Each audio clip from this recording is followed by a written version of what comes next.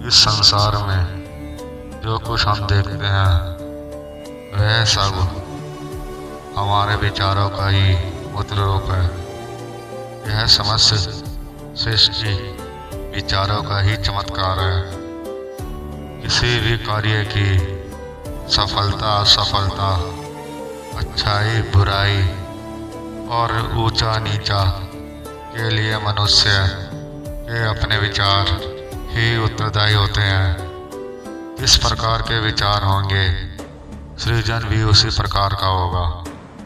विचार अपने आप में ऐसी शक्ति है जिसकी तुलना में संसार की समस्त शक्तियों का सवन्य भी हल्का पड़ता है। विचारों का दुरुपयोग स्वयं और संसार का भी विनाश कर सकता है। सूरज की किरणों जो शीशे द्वारा एक ही केंद्र पर डाली जाती है तो अग्नि उत्पन्न होती है।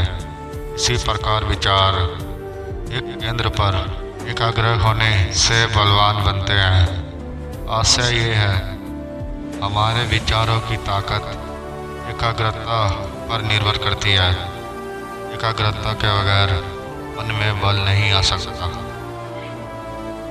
परमार्थ क्षेत्र में ही नहीं बल्कि संसार के व्यवहारिक कार्यों में एकाग्रता की आवश्यकता होती है। जो मनुष्य जैसा विचार करता है वैसा ही कार्य है, फिर वैसे ही उसकी आदत बन जाती है और अंत में वैसा ही उसका स्वभाव बन जाता है।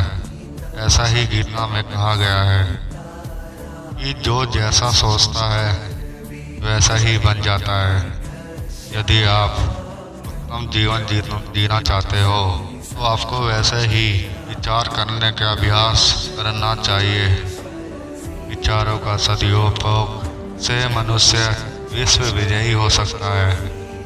हजारों आविष्कार उन्हीं अच्छे परिणामों के विचार हैं। विचार करते समय पॉजिटिव बातों, दृश्यों, वस्तुओं और पदार्थ के बारे में चिंतन करना चाहिए कि हमारे मन में आनंदपूर्व विचारों का ही प्रभाव बढ़ेगा और उदासी नशा के विचार मेरे पास भटकने तक न आए। बेईमानी, धोखेबाजी और खुदगर्जी विचार लौकी और पारलौकी दोनों ही दृष्टि से बहुत ही घातक है। इस प्रकार के विचारों वाले व्यक्ति पग पग पर घृणा, उपहास, बदनामी और अंधविश्वास का सामना करना पड़ता है।